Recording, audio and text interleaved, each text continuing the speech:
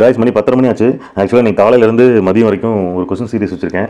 Civics, geography, history இது மூணுமே lesson wise 6 to 12. ஒரு லெசனுக்கு ஒரு 10 to 20 கொஸ்டின் வரைக்கும் இருக்கும். கிட்டத்தட்ட ஒரு 1000 கொஸ்டின் அதில் இருக்குது. இன்னும் அது இன்கம்ப்ளீட்டாக தான் இருக்குது, இன்னும் கம்ப்ளீட் பண்ணலை. மதியம் வரைக்கும் அதை பார்த்துட்டு ஸோ ஒரே சப்ஜெக்டே படித்தா ஒரு மாதிரி டயர்டாயிரும் இல்லையா. அதனால் ஈவினிங் வந்து மேக்ஸ் எடுத்தாச்சு. 2024 கேட்ட டிஎன்பிஎஸ்சி கொஸ்டின் பேப்பரில் இருக்கிற மேக்ஸ்லாம் வந்து அதை குரூப் 4 கொஸ்டின்லாம் வந்து மேக்ஸ் கொஸ்டின் அவுட் பண்ணி பார்த்தேன் எப்படி கேட்டிருக்காங்க அப்படின்னு. அது இல்லாமல் இன்னும் நிறைய எக்ஸாம் ஒரு 4-5 எக்ஸாம் கேன்சல் விட்டுருக்காங்க இந்த இயர்லேயே. அக்ரிகல்ச்சர், ஹார்டிகல்ச்சர், அப்புறம் இன்னும் 2-3 எக்ஸாம் இருக்குது. அதெல்லாம் பிடிஎஃப் டவுன்லோட் பண்ணி வச்சிருக்கேன். ஸோ அதிலிருந்து மேக்ஸ் எல்லாம் எடுத்து நம்ம ஒர்க் அவுட் பண்ணி பார்க்கணும். ஏன்னா என்ன பேட்டர்னில் இப்போ ரீசெண்டாக கேட்குறாங்க அப்படின்னு பார்க்கணும். ஸோ அதுக்கு முன்னாடி அந்த பேட்டர்லாம் போகிறதுக்கு முன்னாடி நமக்கு ஃபார்முலாஸ் நிறைய ரொம்ப முக்கியம். அல்ஜிப்ரா ஃபார்முலா வந்து கண்டிப்பாக படிக்கணும். A+B ஹோல் ஸ்கொயர் இந்த ஃபார்முலாம். அடுத்து மென்சுரேஷனில் இருக்கிற ஃபார்முலாஸ் ரொம்ப முக்கியம். வட்டம், சதுரம் இந்த மாதிரி இருக்கிற ஃபார்முலாஸ்லாம், வலைப்பரப்பு, அதாவது உருளை, கூம்பு இந்த மாதிரி இருக்கிற ஃபார்முலா. ஸோ அதனால் அதெல்லாம் வந்து ஒரு சின்ன ஹிண்ட் மாதிரி. நம்ம ஆல்ரெடி என்ன தான் படிச்சிருந்தாலும் ஒரு சின்ன கன்ஃபியூஷன் வரும். அந்த ப்ரெஷரில் போய் எழுதுறப்போ அது கன்ஃபியூஷன் வரும். ஸோ லைட்டாக அதை வந்து தனித்தனியாக எழுதி படிச்சிட்டோம் அப்படின்னா போகிறப்போ கொஞ்சம் ஈஸியாக இருக்கும். கொஸ்டின் பேப்பரில் கேட்குறப்போ நமக்கு அந்த ஃபார்முலா யோசிக்க தேவையில்லை, டக்குனு வந்துடும் மைண்டில். ஸோ அதுக்கு நம்ம அந்த ஃபார்முலா போகிறதுக்கு முன்னாடி ஒரு சம் பாருங்க. ஜஸ்ட் நம்ம இதுக்கு முன்னாடி கொஸ்டின் பேப்பரில் பார்த்துருக்கோம். 2 பல்லுறுப்புக்கோவை கொடுத்துட்டு ஒரு அதாவது அதனுடைய மீப்போவா வந்து ஒரு பல்லுறுப்புக்கோவை வரும். இன்னொரு அதாவது மீசிமா கண்டுபிடிங்க அப்படின்னு கேட்பாங்க. நம்ம என்ன பண்ணுவோம்னா இந்த 2 பல்லுறுப்புக்கோவையும் மல்டிபிள் பண்ணி அந்த மீப்போவையும் மீசிமா மல்டிபிள் பண்ணுவோம். அதுதான் ஃபார்முலா. ஸோ தெரியாதப்போ எக்ஸ் வச்சுட்டு தெரிஞ்சது இந்த பக்கம் டிவைட் பண்ணி கண்டுபிடிப்போம். ஸோ வெறும் 2 பல்லுறுப்புக்கோவை மட்டும் கொடுத்துட்டு மீப்போவா காண்க, மீசிமா காண்க அப்படின்னு கேட்டாங்க அப்படின்னா அது மீப்போவா HCF தான் கேட்குறாங்க. ஸோ அது எப்படி கேட்குறான்னு பார்க்கலாம். ஸோ இதில் பாருங்கள், 2 பல்லுறுப்புக்கோவை கொடுத்துட்டு 2 மீப்போவா கேட்குறாங்க, HCF கேட்குறாங்க.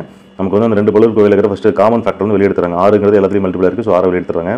இதில் 3ங்கிறது எல்லாத்தையும் மல்டிபிளாக இருக்குது. ஸோ 3 வெளியே எடுத்துறாங்க. இப்போ அந்த மீதி இருக்கிற வேல்யூ 2 பல்லுறுப்புக்கோவைக்கு வந்து மீப்போவா அதாவது HCF கண்டுபிடிக்கிறாங்க. ஏன்னா அந்த 6, 3 HCF நமக்கு தெரியும். 3 தான் HCF. ரெண்டுலேயும் காமனான ஃபேக்டர் வந்து 3. ஸோ இதுக்கு 2க்கும் நம்ம வந்து கண்டுபிடிக்கணும். ஃபஸ்ட்டு வந்து இந்த ஒரு பல்லுறுப்புக்கோவை உள்ள வச்சுக்கிறாங்க. அடுத்து இந்த பல்லுறுப்புக்கோவையை வெளியே வச்சு வகுக்கிறாங்க. ஒன்றால் மல்டிபிள் பண்ணும்போது ஒரு வேல்யூ கிடைக்குது. அதுலேருந்து கழிச்சு போடும்போது இந்த மீதி கிடைக்குது. ஸோ இந்த மீதியை வச்சு வெளியே வச்சுக்கிட்டாங்க. ஏற்கனவே ஃபஸ்ட் நம்ம வந்து எந்த பல்லுறுப்புக்கோவையினால் மல்டிபிள் பண்ணுவோம் அதாவது வகுத்தமோ அந்த பல்லுறுப்புக்கோவையை உள்ளே வச்சுக்கிறாங்க. ஸோ இது நல்லா இந்த கவனமாக பார்த்துங்க இந்த ஸ்டெப்பு. அதுக்கப்புறம் இதில் மல்டிபிள் பண்ணுறாங்க. இதை வந்து டிவைட் பண்ணி அதாவது ஃபஸ்ட்டு எக்ஸால் மல்டிபிள் பண்ணுறாங்க. அதை கழிச்சு போடும்போது வேல்யூ கிடைக்குது. -2 மல்டிபிள் பண்ணுறாங்க. அப்புறம் ஒரு வேல்யூ கிடைக்குது. அப்புறம் அதை கழிச்சு ஒரு மீதி கிடைக்குது 2x - 4. ஸோ இதில் காமன் ஃபேக்டர் இருக்குது. இதில் காமன் ஃபேக்டர் இருக்குன்னா அதை வெளியே எடுத்துறாங்க. ஸோ வெளியே எடுத்துட்டா x - 2 கிடைக்குது. இந்த x - 2 வெளியே வச்சுட்டு இதுக்கு முன்னாடி வகுத்து இல்லையா அந்த வேல்யூ உள்ளே வச்சு வகுக்கிறாங்க இப்போ. ஸோ அதை வகுத்து போடும்போது ஃபைனலாக 0 வர வரைக்கும் நம்ம இதை இந்த ப்ராசஸ் பண்ணிட்டு இருக்காங்க. ஸோ 0 வரும்போது நம்ம எந்த நம்பர் வச்சு வகுத்தமோ வெளியில் அந்த நம்பர் தான் வந்து அதனுடைய மீப்பெரு பொது வகுத்தி அப்படின்னு சொல்கிறாங்க. ஸோ ஃபைனலாக பாருங்கள், ஏன்னா 3, 6க்கான மீப்போவா 3 ஆகும். எனவே இந்த 2 பல்லுறுப்புக்கோவையோடைய மீப்போவா அப்படிங்கிறது வந்து 3 × x - 2. ஸோ இதுதான் வந்து இந்த சம்முடைய மெத்தடு. ஸோ இதை தெரிஞ்சு வச்சுக்கலாம். நமக்கு கேட்குறக்கு வாய்ப்பு இருக்குது, அதனால் தெரிஞ்சு வச்சுக்கலாம். ஸோ இது பாருங்கள், சதுரத்தின் பரப்பளவு ஏற்கனவே தெரியும் நமக்கு. சதுரத்தின் சுற்றளவு 4 பங்களை கூட்டணும் 4a. அடுத்து செவ்வகத்தின் சுற்றளவு வந்து 2l 2b இருக்குது. ஸோ அதனால் காமனாக 2 எடுத்துட்டோம். 2 × l + b. செவ்வகத்தின் பரப்பளவு l × b. இந்த ஃபார்முலா வந்து தெரியும்.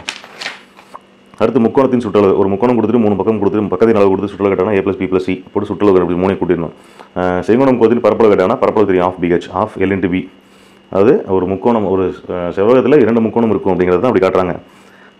அதனால் ½ அதாவது 2 முக்கோணம் போது BH உடைய வேல்யூ ஆஃப் பண்ணோம்னா நமக்கு முக்கோணத்துடைய பரப்பளவு கிடச்சிடும். செங்கோண முக்கோணத்திற்கும் உயரம் தெரியும். ஸோ அதனால் வந்து இந்த ஃபார்முலா யூஸ் பண்ணுறோம். உயரம் தெரியாது, பட் 3 பக்க அளவுகள் உள்ள கோணத்தின் பரப்பளவு.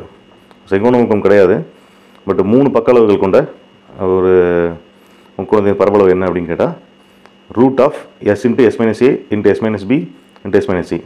இந்த எஸ்ஸை கண்டுபிடிக்கிறதுக்கு இந்த 3 பக்க அளவு இருந்திருக்கும். அந்த 3 கூட்டி 2 டிவைட் பண்ணால் எஸ் கிடச்சிடும். ஸோ எஸ்ஸை வச்சு கணக்கு போடலாம்.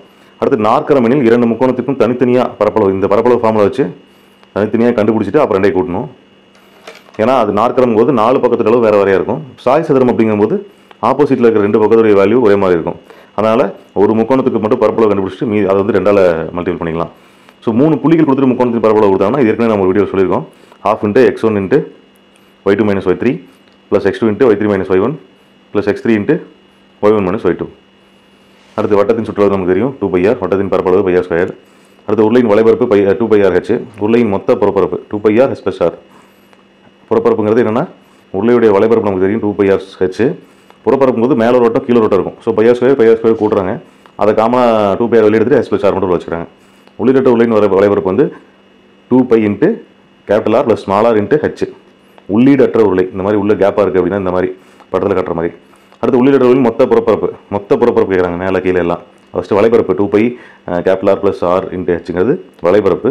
மொத்த புறப்பரப்புனா 2π into capital R plus small R into capital R minus small R plus H. So அடுத்து நேர்வட்ட கூம்பின் வலைப்பரப்பு πr எல். எல்லுங்கிறது நமக்கு வந்து சாய்வு உயரம். ஸோ சாய்வு உயரம் கொடுத்துட்டாங்கன்னா பிரச்சனை இல்லை. சாய்வு உயரம் கொடுக்கல, வெறும் கேள்வியில் வந்து உயரம் மட்டும் கொடுத்தாங்கன்னா எல் வந்து கண்டுபிடிக்கணும். அதுக்கான ஃபார்முலா √(s² + r²). ஸோ கூம்பின் மொத்த புறப்பரப்பும் போது கீழே அந்த வட்டமும் சேரும். ஸோ πr(l + r) அப்படிங்கிறது அதில் சேர்ந்துடும். அந்த πr² சேரும், அதில் வட்டத்தின் பரப்பளவு சேரும். ஸோ அடுத்தது கனசெவ்வகம். அந்த படத்தையெல்லாம் பார்க்காதீங்க, அது ஒரு மாதிரி குணமனே வந்துச்சு. கனசெவ்வகம் மொத்த பரப்பு கனசெவ்வகத்துக்கான 2 × LB + BH + LH. கனசெவ்வகம் கொடுத்துட்டு செவ்வகம் நல்லா கவனிச்சுக்கோங்க. கனசதுரமில் கனசெவ்வகம் கொடுத்துட்டு மொத்த பரப்பு கேட்டால் 2 × LB + BH + LH. பக்கப்பரப்பு மட்டும் கேட்டால், அதாவது சைடு மட்டும், மேலே கீழே இல்லாமல் சைடு மட்டும் கேட்டால் 2 × L + B × H.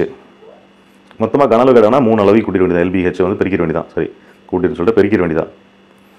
கனசெவ்வகத்தின் உள் வைக்கப்படும் கனமான கம்பியின் நீளம். அது சார், கனசெவ்வகத்தின் உள் வைக்கப்படும் நீளமான கம்பியின் நீளம். ஒரு கனசெவ்வகம் இருக்குது, ஒரு கனசெவ்வகம் சைஸில் ஒரு ரூம் இருக்குது அப்படின்னா அந்த ரூமில் எவ்வளோ லென்த்தான கம்பி, எவ்வளோ பாசிபிலிட்டி வைக்கலாம் அப்படின்னா கார்னர் டு கார்னர் வைக்கலாம். அதுக்கான ஃபார்முலா √(L² + B² + H²). இதை கண்டுபிடிச்சோம்னா அது எவ்வளோ நீளம் வைக்கலாங்கிறது தெரிஞ்சிடும். அதாவது மூளை விட்டங்களுக்கான தூரம். அடுத்தது கனசதுரம் மொத்த பரப்பு 6a². 6 பக்கம் இருக்குது, 6 பக்கத்துக்கும் பரப்பளவு எடுத்து 6 கூட்டணும். அதான் மொத்த பரப்பு. பக்கப்பரப்புங்கிறது சைடில் மட்டும், மேலே கீழே இல்லாமல் சைடு பக்கங்கள் மட்டும் 4 கன அளவுங்கிறது a³ கண்டுபிடிக்கும் கன அளவுக்கு. கனசதுரத்தின் உள்ளே வைக்கப்பட்ட நீளமான கம்பியின் அளவு, அதாவது √3 × a. அதுதான் வந்து அந்த கனசெவ்வகத்துக்கு எடுக்க முடிச்சுமா அது கனசதுரம். நாற்கரத்தின் பரப்புக்கு ஒரு ஃபார்முலா பயங்கரமாக கொடுத்துக்கிறாங்க. ஸோ இது பார்த்துக்கோங்க. ½ × x1y2 + x2y3 + x4y1 - x2y1 + x3y2 + x1y3.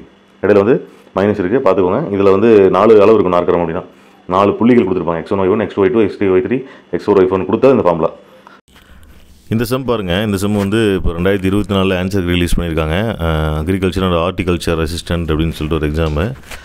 அதில் வந்து 2 பாலினாமியல் கொடுத்துருக்காங்க, பல்லுறுப்புக்கோவை. ஸோ அதில் பாருங்கள், x³ + x² - x + 2 and 2x3 - 5x2 + 5x - 3. So இதில் என்ன பண்ணணும் அப்படின்னா, ஃபஸ்ட்டு வந்து ஒரு பல்லுறுப்புக்கோவையினால் இன்னொரு பல்லுறுப்புக்கோவையை வகுக்கணும். வகுக்க அடுத்தடுத்து வெளியில் இருக்கிற அந்த வகுத்தையும் மீதியும் வச்சு திரும்ப ப்ராசஸ் பண்ணிட்டே இருக்கணும். அன்டில் 0, அந்த பேலன்ஸ் வந்து 0 வர வரைக்கும் பண்ணணும். 0 எப்போ வருதோ அந்த டைமில் என்ன வகுத்தி வச்சு நம்ம வகுத்தோமோ அதுதான் வந்து மீ/போவா HCF. பல்லுறுப்புக்கோவைகளுக்கான மீ/போவா கண்டுபிடிக்கிறதுக்கான ஃபார்முலா இது. இது வந்து ஆல்ரெடி ப்ரீவியஸ் வீடியோவில் சொல்லியிருந்தேன். ஸோ இதுக்கான டீட்டெயில் வீடியோ நான் அப்டேட் பண்ணுறேன்.